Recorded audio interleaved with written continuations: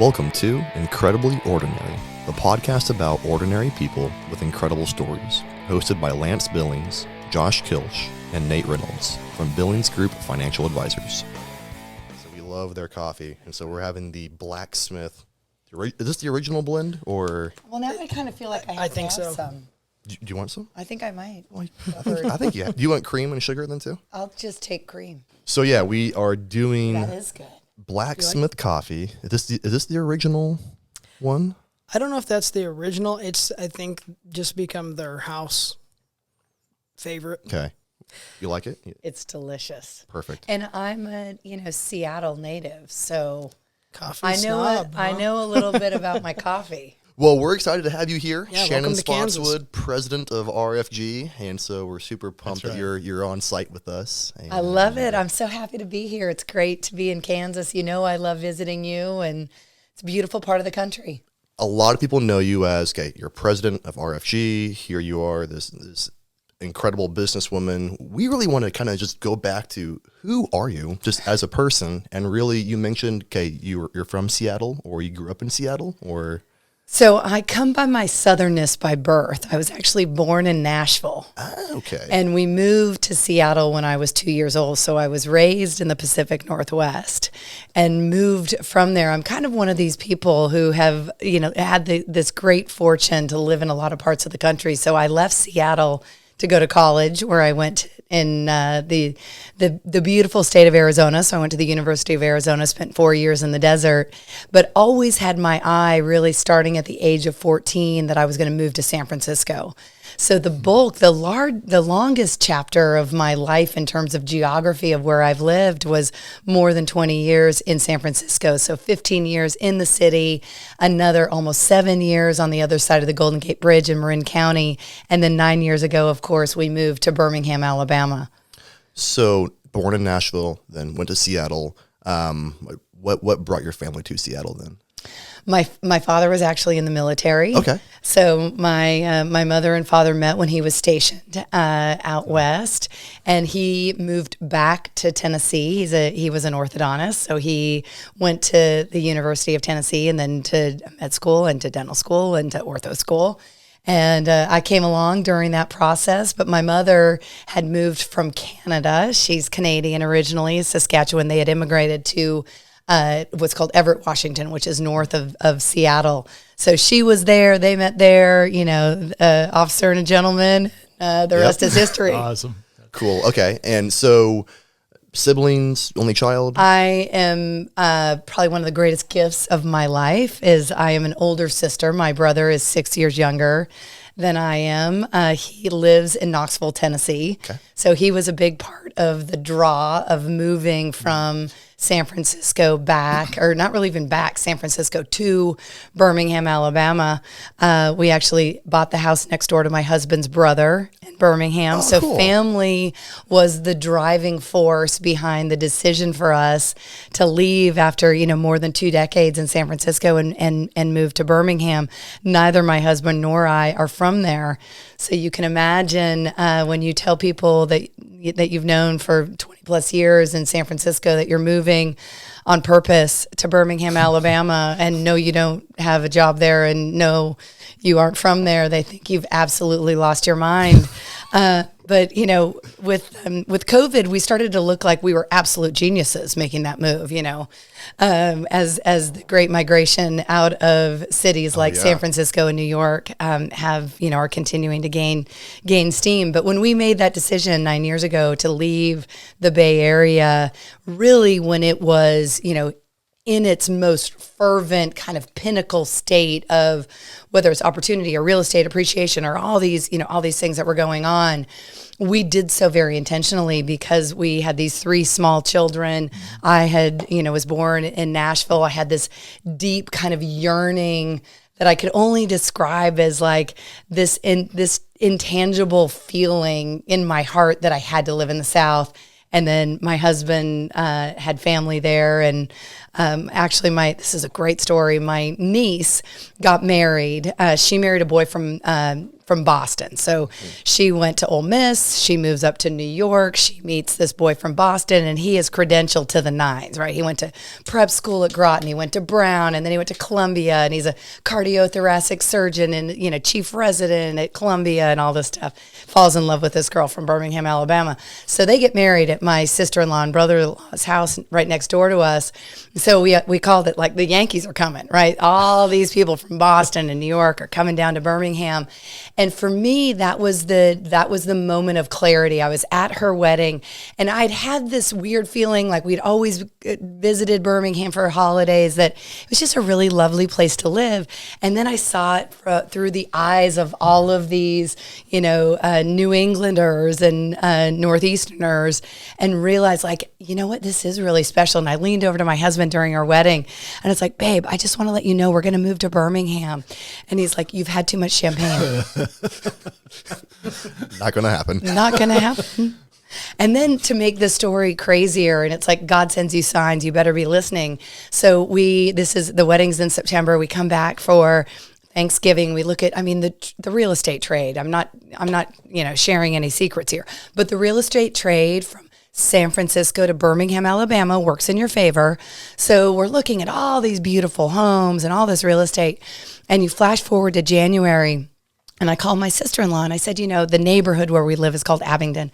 I said, and there's like 25 houses in Abingdon. I said, if we can't live in Abingdon, if I can't really be close enough to walk to your house, I don't know if I want to move to Birmingham. What a ridiculous thing to say. It's completely ridiculous. So my sister-in-law walks next door to her next door neighbor, who there's a fair amount of property there. Not compared to, Lance and your property, but we're on 3.5 acres. My brother-in-law and sister-in-law are on 3 acres. So you couldn't really see the houses. They hadn't done any landscaping. So my sister-in-law walks next door and puts a note on her next door neighbor, who she doesn't really even know, and says, have you ever thought about selling your house? Because my brother-in-law and sister-in-law are thinking about moving here from San Francisco. And the woman calls her 15 minutes later and says, this is January 16th. You're never going to believe this, but we're listing our house for sale February 1st. Oh, wow.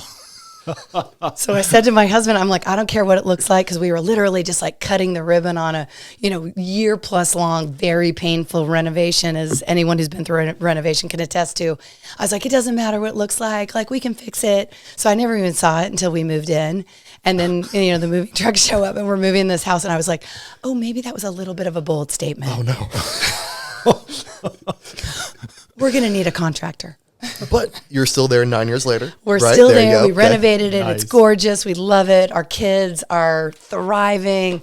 It was the best decision. And what I will tell you, like, who am I as a person? Like, what is, as I kind of look back, whether it is through the professional experiences that I've had, I've been incredibly fortunate. I moved to San Francisco in basically the winter of 1994.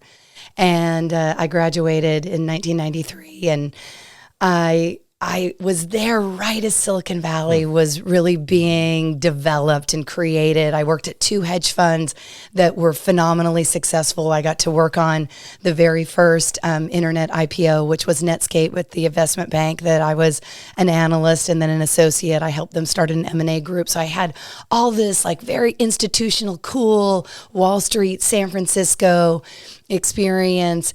And then I took this really, really hard pivot after, being in the industry and doing exactly what I'd always dreamed of doing and loving. And I built a luxury children's clothing company. And that is about as far away from Wall Street as you can get, upside down boxes of children's clothes in someone's garage from the tallest building in San Francisco. And so whether it's like my professional experience, what I'm doing at RFG, moving as much as I did, between Seattle and Tucson and San Francisco and then to Birmingham, what I've really learned is the power of the pivot, and how those moments when you force yourself to really kind of leap over that chasm of fear and lean into what are you most afraid of, and take that chance, and that great proverb, leap and a net will appear, is really been, as I'm 51 years old, as I look back, that's what's defined me.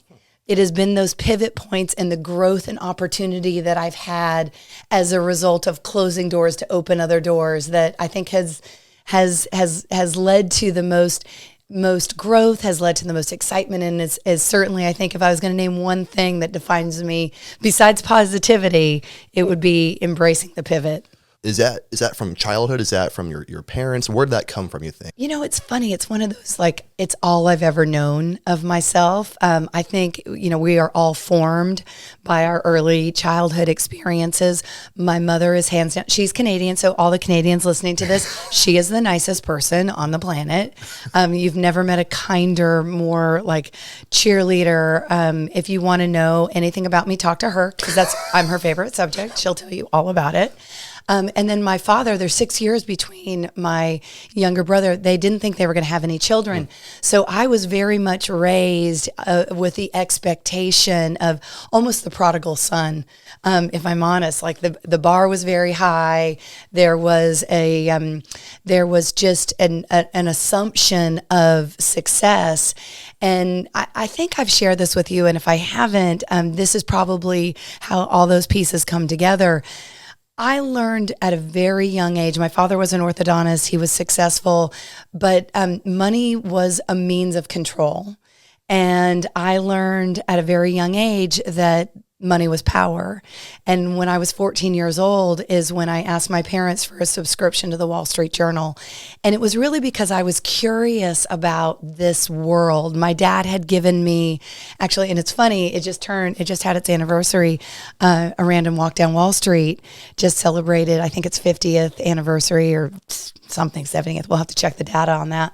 But it just celebrated an anniversary. He had given me that book, and I cracked that open, and then it was like I couldn't get enough. And so Liar's Poker and Den of Thieves, that was just the crazy 80s, and started reading Peter Lynch's book, Beating the Street, and had this subscription to the Wall Street Journal. And I realized and now I have an 18-year-old, I have a 14-year-old, I have a 16-year-old child. I realized, one, how weird I was, and two, what a gift it is to actually know at such a young age what you want to do. So I fell in love with Wall Street at a very early age. And I think that combination of a father who set a very high bar and very high expectations, and just I have a natural curiosity. I have a love for learning. I fell in love with the stock market and investing, which there is no end to that journey. There's always more to learn. There's always smarter people to talk to. You could work 24 hours a day for the entirety of your life and really scratch the surface on the great depth of that well. And then I had this incredible mother who was like, the world's your oyster, you can do anything, and who was herself and remains to this day incredibly positive. And so I think that was the alchemy that pull that all together. But I can say, and anyone who's known me, I've always been like, good morning, right? Good morning, let's go. There's only 2 speeds, on, off. And, I will always err on the side of positivity and enthusiasm. Awesome. Cool. So Arizona, why California? Or okay, why Seattle, I guess, first, down to Arizona? Well, have you seen the weather? Well, there you go. No, but really, this is so funny because I have a daughter who will be starting university in the fall. And so you walk that journey, you can't help but reflect on your own. And it's so funny because I had a job, I was working all through high school, and, I went to a private preparatory school and lots of AP classes and lots of academic success. And so I only applied to one school. And I didn't tell my parents. I applied to Duke. I was like, I'm going to Duke, and that's where I'm going to go to school. And then I got waitlisted at Duke, and I was like, well, this might actually happen. So then I told my parents, hey, I want to go to Duke. I got waitlisted, and my dad looked at me and he's like, well, I don't know who's going to pay for that because it's not me. Dude. And it was one of those moments, like, this is before the internet. Like, you had to, you had to send them a self-paid envelope for them to send you a catalog. Like, you just didn't know stuff. Like, right? I never even I guess I should have asked that question. Right? And then I was like, I'm going to need a plan B. And my sweet high school boyfriend's mother, who was just a phenomenal woman, she was actually the president of a bank. So at the time, she was a very successful career woman. She said, honey, why don't you come and look at, the University of Arizona with us? You might like it. And I had a budget and it fit in the budget. And I was like, all right, we'll go there. We can make this work. I can get, out of here and really go do something. And the funniest part of that story, okay, so now when you send your kid to college, it is like, you're decorating the dorm. It's like having a baby, right? You're decorating the dorm room. You have the roommate, like you're planning all the rush outfits. Like everything is like this highly choreographed, scripted, like this is like the Disneyland of going to college. Okay, so I packed my duffel bags. My parents like waved to me at the, the gate as you're getting on the airplane. My dad yells down the jetway, honey, remember, don't drink the punch. And you land on, I landed on the other side of, the Alaska Airlines drops me off at the Tucson airport. I get on a shuttle bus and go to my dorm and like shake out my, new comforter and put it on my bed. Like that's the extent of college. Here we go. Right? It's just it was such a different time.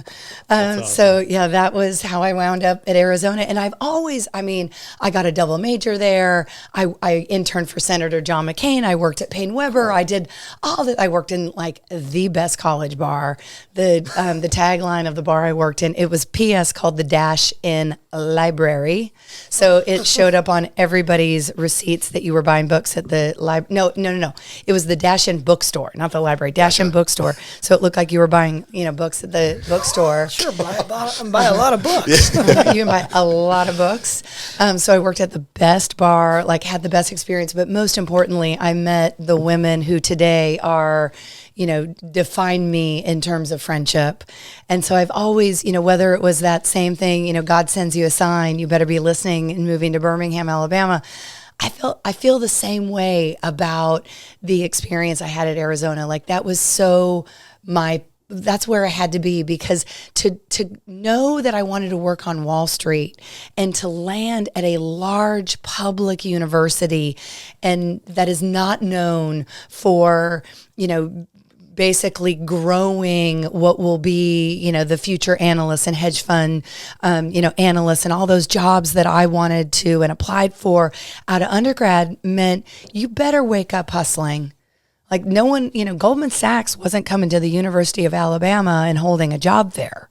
Enterprise Rent-A-Car was. So, for me, moving to San Francisco, having that big university experience was there was no option of failure. So how did that happen? How did going from Arizona then to San Francisco? So it was, little, known fact, if you get out of university and you have the opportunity to like blow off for a couple of months, do it. We all moved to Tahoe. So we all moved to Lake Tahoe for the summer and into the fall. And we all is my group of girls. Okay. Uh-huh. So we all moved to Tahoe. What kind of budget was that for Tahoe? That was how much do you make in tips? Right. Okay. So we rented, we had blow up beds and, 7 or 8 of us in a house and sleeping 2 to a bed. And how much can you make on tips?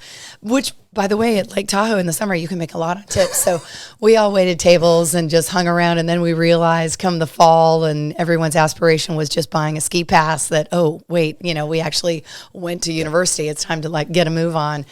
So moved to San Francisco and just interviewed, my head off and got very lucky. I got hired on at one of the very first hedge funds in San Francisco.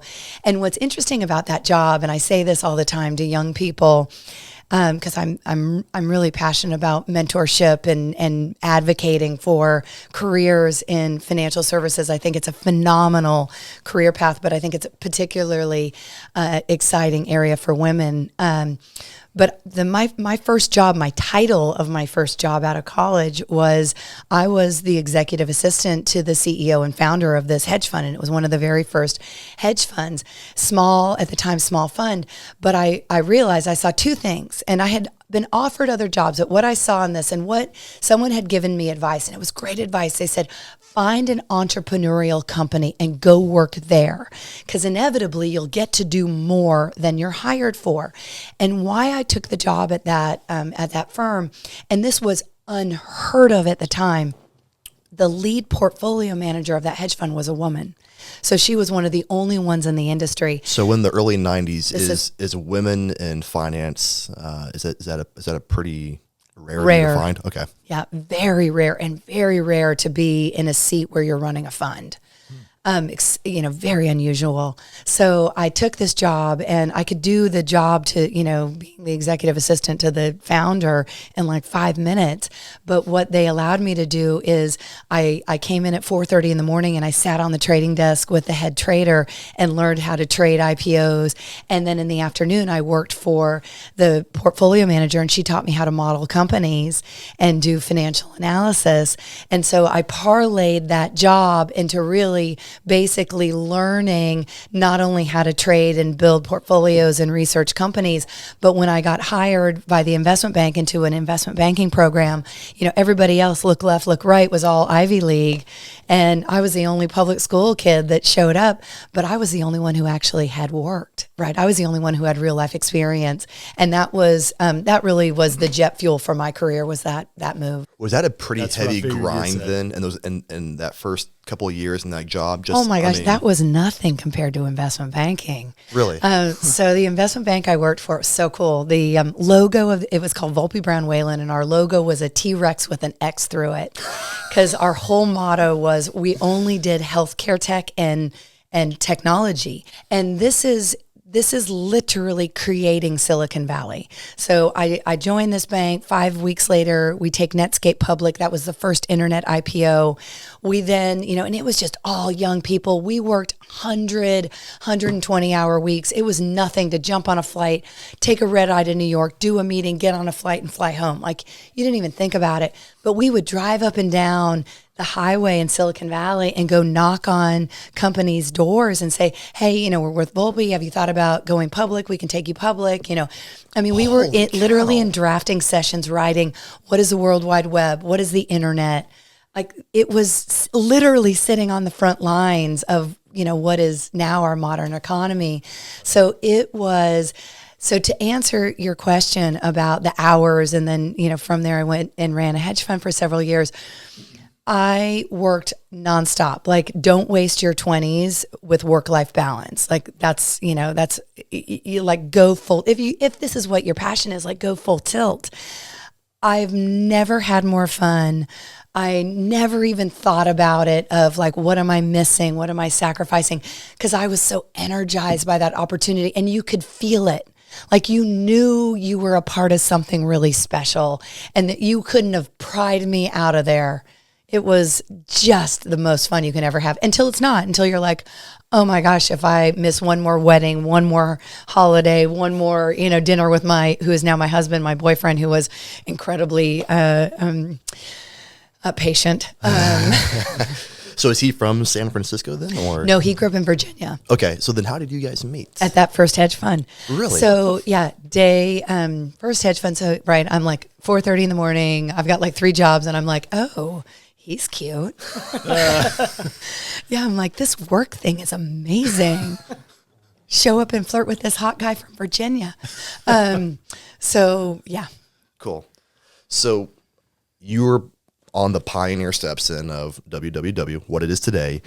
And I'm assuming at some point you did probably experience burnout from that, though, which made you jump to. So what's interesting about that is I didn't burn out in the investment banking world. Okay. I actually kind of hit this path where it's like, I either need to go get my MBA and jump into like venture capital and private equity. And that would be really important to me, that credentialing, because I didn't have an Ivy League undergrad degree. And really at the time then to do those jobs, it's changed a lot now, but an MBA would have been required to really continue either rising through the ranks. I'd already been promoted to associate. I'd helped start an M&A group at that bank. to keep doing that, I would have had to go get my MBA. So I basically was at this crossroads. I was going to either have to go get my MBA, but my job was, why would I go get my MBA? The job I wanted was, I wanted to be a portfolio manager. My 14-year-old self, who was reading Beating the Street and following Peter Lynch and investing, was like, that's my dream. I want to run a hedge fund, right? I started out at a hedge fund. I was really mentored and tutored in the art of building portfolios and running a fund. And by, just the stars aligning truly, as I was making that decision, do I apply to business school? I was given this tremendous opportunity. I joined, which now will be my third startup, where I'm one of the first. So not startup, like brand new, one employee, but I was employee number 9 at this hedge fund at the investment bank. I was one of the very first analyst class at the first hedge fund I worked at. I was like employee number 5. So they were, they were very quantitative in nature, and they were looking to expand. So it was a quantitative, qualitative fund, predominantly investing in U.S. equities. And they were looking to incubate a strategy that would, this is before the creation of the euro. So initially it was just going to be in the UK. But what was interesting, the quantitative signals, so all those factors looking at momentum and insider transactions and balance sheet factors and all these things, the quantitative factors weren't as strong as they were in the United States. So they needed someone to come in who, as I said, basically knew how to talk to companies. So they had all these brilliant quants in this firm, but no one really actually knew how to talk to a human. And so I had that skill set. I was able to come in and bridge that gap between the quantitative analysis and the qualitative analysis. So they had me really take over this small UK fund. We had, some success with it. The euro was created. We expanded that to a UK European fund. We were purely an institutional shop. So we were running money for, CalPERS and the World Bank and the IMF. I mean, it was just this crazy success. But for 6 years, I ran a long short equity hedge fund, European hedge fund. What year was this? So this would have been starting in like 1998. Is there a big difference then in how you approached identifying companies, how it's done today, you think, on that?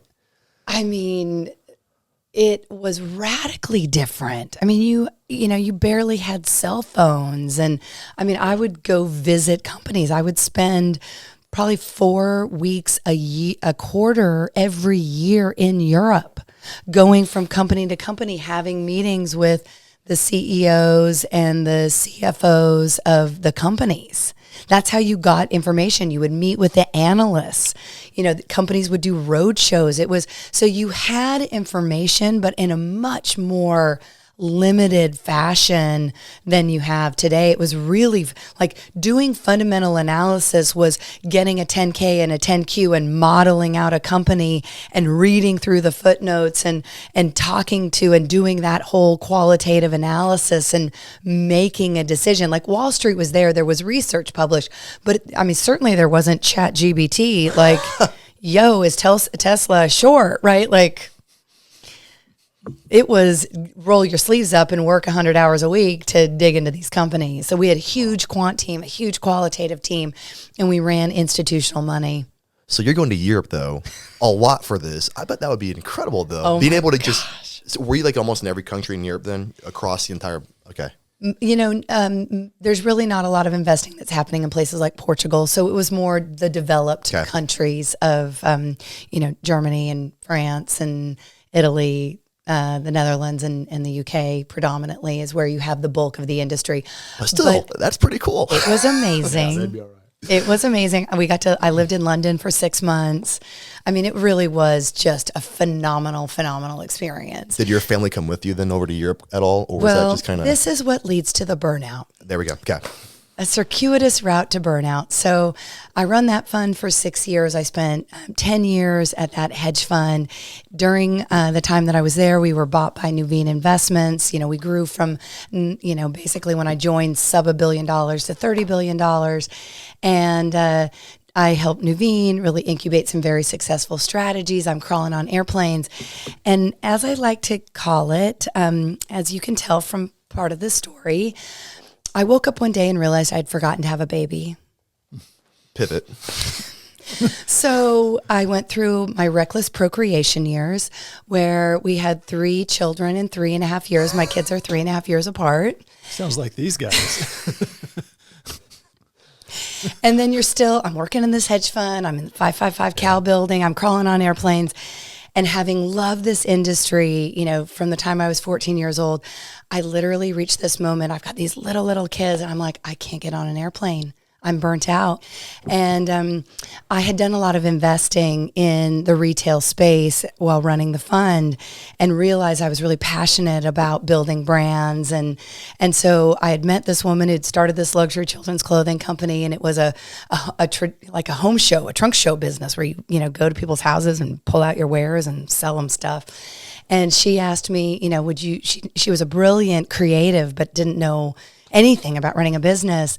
And we met, our daughters were in preschool together.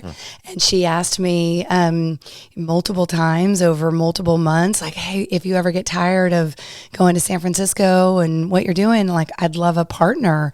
And she asked me on like the right day at the right time for probably the 4th or 5th time. And I went in that next Monday and I told, and it's so funny, like, this is where I like to say, I was raised by wolves on Wall Street. I went into, this guy who's now the CEO of the hedge fund and a good friend of mine. We've worked together for a decade. And I said, I'm resigning.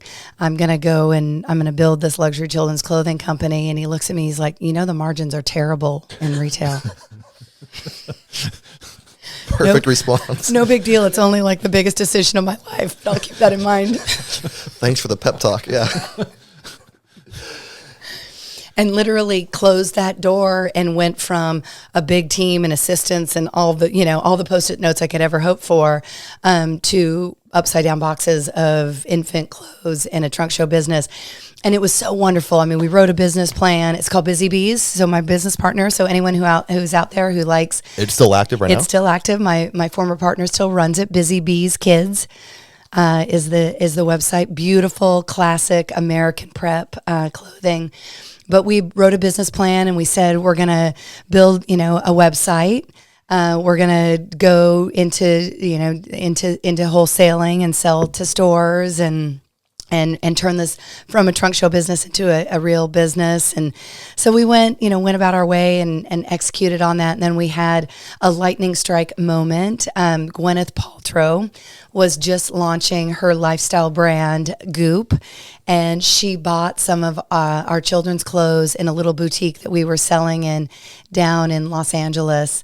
And it went from, no one would pick up the phone to we couldn't answer the phone fast enough. Just because of her association with it. She gooped about it, and she wrote about the kids' clothes that she had bought for her children. So what year would that be? Oh, my gosh. You're really challenging me. I should have brought a timeline. I would say Georgia was born in 2008, probably 2011. But her publicist sent us this list, a curated list of like all these kids' clothes for her friends, Gwyneth Paltrow's friends, to send them, from the collection, because she helped co-design it. We ended up doing a collab with her, and she co-designed the collection and all the rest of it. But so literally the list was like Beyonce and Reese Witherspoon, and we showed up at FedEx with like this stack of boxes, and we just laughed our heads off because we said, as we slid it across the table to the FedEx people, we said, when we walked out the door, they thought we were some kind of crazy stalkers. Yeah. So anyway, that story, we're running this business. My husband and I decide that we want to move our family to Birmingham, Alabama. I was kind of 2 years into that. And then, I ran that business for a year living in Birmingham before I realized we'd kind of checked every box of the business plan that we'd written together. And it was time for me to really revisit my first love, which was finance.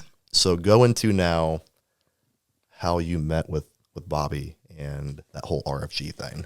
So we've moved to Birmingham. We lived there for a year, crawling on airplanes, manufacturing in Hong Kong, selling in New York, running this thing, realizing like this chapter is about ready to close.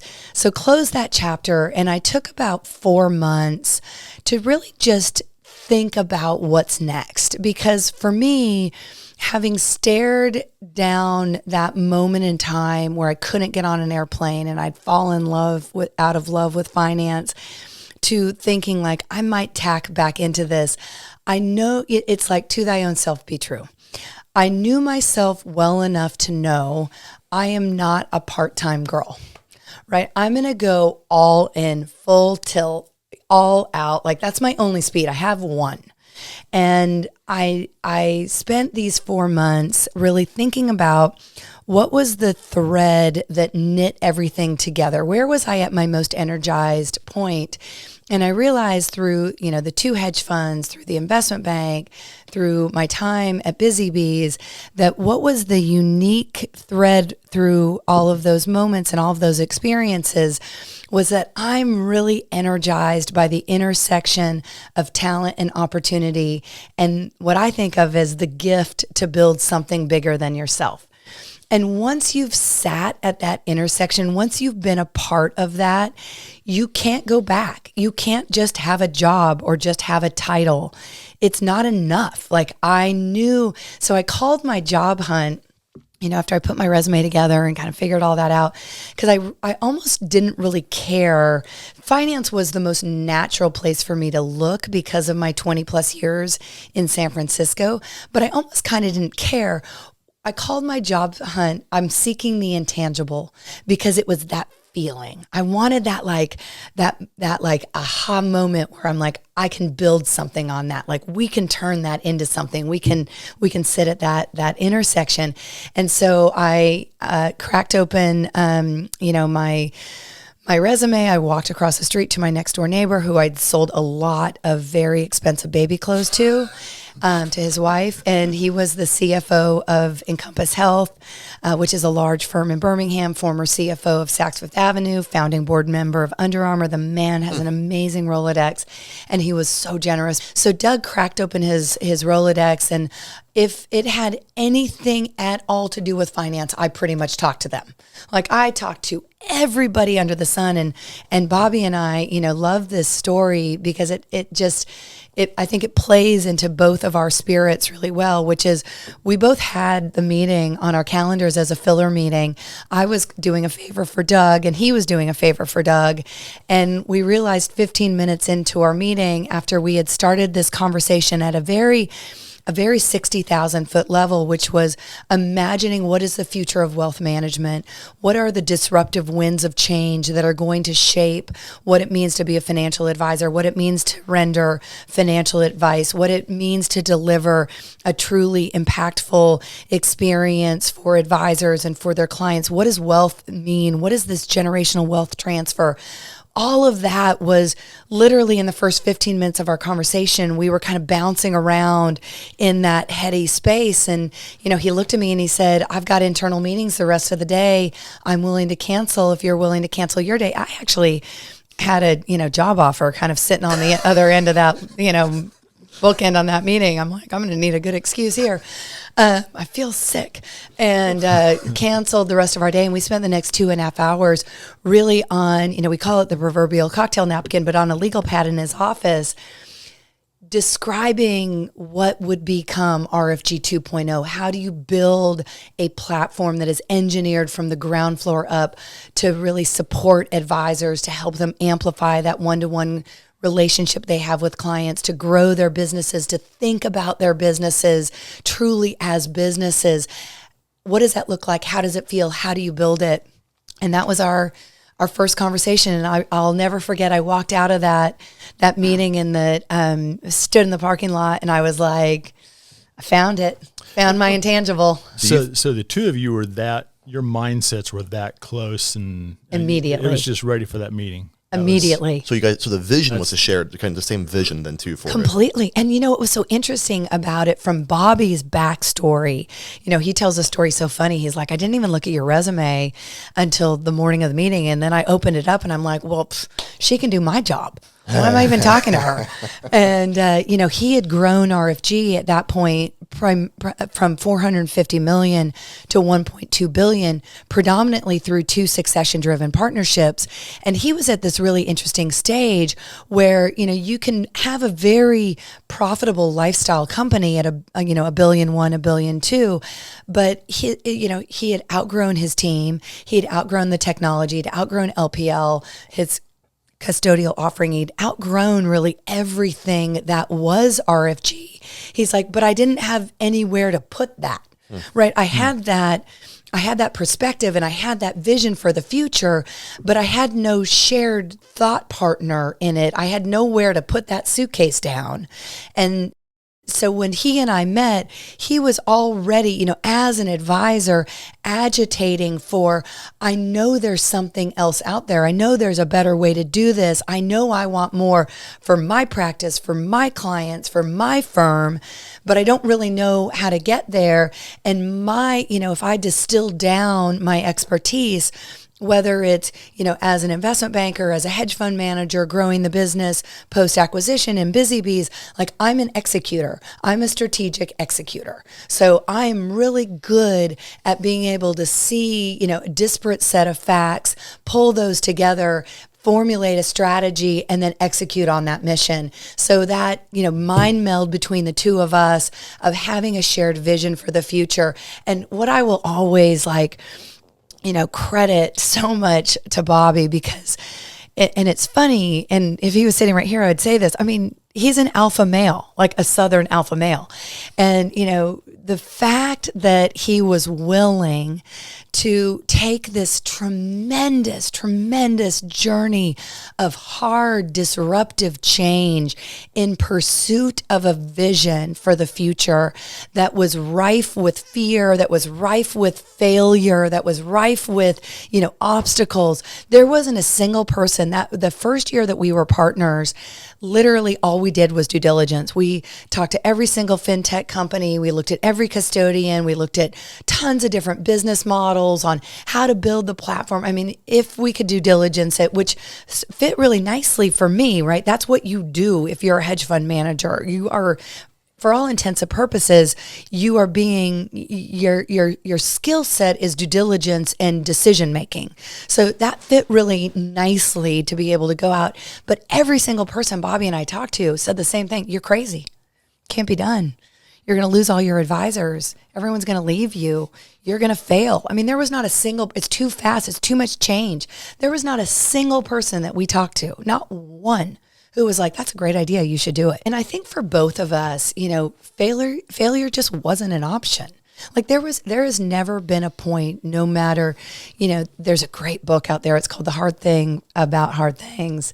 And it's a great book for entrepreneurs. And it just talks about, the entrepreneur's journey where you're staring at the ceiling in the middle of the night, sweating the cash flow and how are you going to make payroll and, all the things that accompany disruptive change and risk taking. And I don't care what business, this business, Billings group is no different. Lance tells a great story about the early days of this firm, and anyone who started any company, no matter how small or how large, has walked through that valley of the entrepreneur's dilemma, which is, you get the night sweats and the, harsh reality of like staring yourself in the dark in the mirror and like, am I going to quit?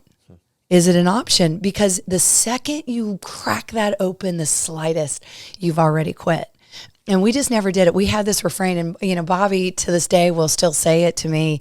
And it's so simple, but it was really, for me, it was the touchstone, which was, if it was easy, everyone would do it. And that's all he would say to me. If it was easy, everyone would do it. And I'd be like, all right, let's keep going.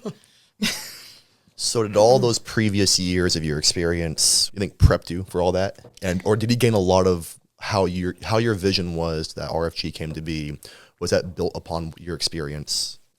I think what that experience did for me more than anything was build calluses, right? Like you've got to be pretty tough to work on, trading desks, to work kind of in the pits of an investment bank, to be an investment banking analyst. And, I joke that I was raised by wolves on Wall Street, but It's true. You know, I mean, it's not uncommon in those environments to have pitch books, you know, pitch decks thrown at your face and, you know, expletives screamed at you at, 2:00 in the morning because there's a spelling mistake and a footnote. And, you're making high stakes decisions. I was running hundreds of millions of dollars. Like these are high stress jobs with a tremendous amount of responsibility and accountability that is attached to them. So I think that what prepared me for that was I had the calluses of hard work and of pressure and of stress. In a lot of ways, I think that that's the only environment I've ever known, because even in the children's clothing world, while the stakes weren't as high, it was still a startup business. We were still, manufacturing a very large and growing collection and having to fund that cash flow cycle. And you got a factory in Hong Kong and customers in New York City and everything in between. So, it's just like anything in life. If it's worth doing, it's worth doing your best. And there is no easy path. And I think I had probably exaggerated calluses that I had built over a long period of time that allowed me the fortitude to, and I have to give a major shout out to my husband. The benefit of, we met when I was 22 years old. Our first baby was born when I was 34 years old. He's only ever known me as a working woman, as a working mom, that, he's always had my back on that. So that makes a big difference. So you said you're a big pivot person. What's the next big pivot for you? Or do you know yet? Oh man. It's a great question because I'm 51 years old. I'm going to send my first, my kids we run in the chapter that we're in like fast. So I'm sending my, my firstborn, my beautiful baby girl, off to university in the fall. I've got a sophomore in high school and a freshman in high school. So for me, I would say big pivots are like shepherding this last very important and intentional chapter of parenting and really helping them be prepared to launch. In terms of, big pivots career-wise, I'm pretty locked and loaded. I feel like we're still in inning 1, chapter 1 with RFG. And we've said from the beginning, our goal is to build the RIA of the future. And as we sit today, there's a lot to still paint on that canvas. And thank you for coming on here with us and really sharing kind of your background and who you are. We really appreciate it. I'm so fired up for you guys. Yeah, I remember when this podcast was just a glimmer in your eyes, and it's the start of just an amazing journey. I'm really happy to be a part of it.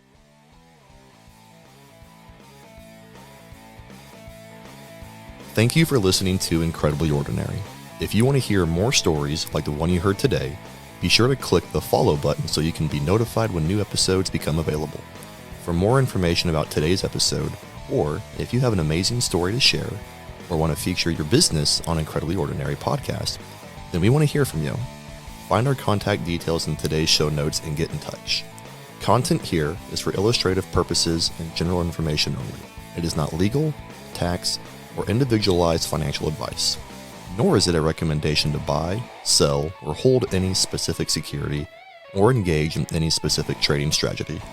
Results will vary. Past performance is no indication of future results or success. Market conditions change continuously. This commentary reflects the personal opinions, viewpoints, and analysis of Billings Group. It does not necessarily represent those of RFG Advisory, Private Client Services, their clients, or their employees. This commentary should not be regarded as a description of advisory services provided by Billings Group, or RFG Advisory, or performance returns of any client.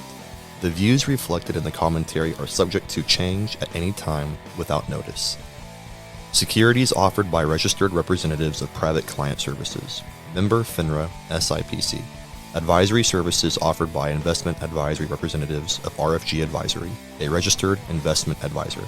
Private Client Services, Billings Group, and RFG Advisory are unaffiliated entities. Advisory services are only offered to clients or prospective clients where RFG Advisory and its representatives are properly licensed or exempt from licensure. No advisory services may be rendered by RFG Advisory unless a client agreement is in place.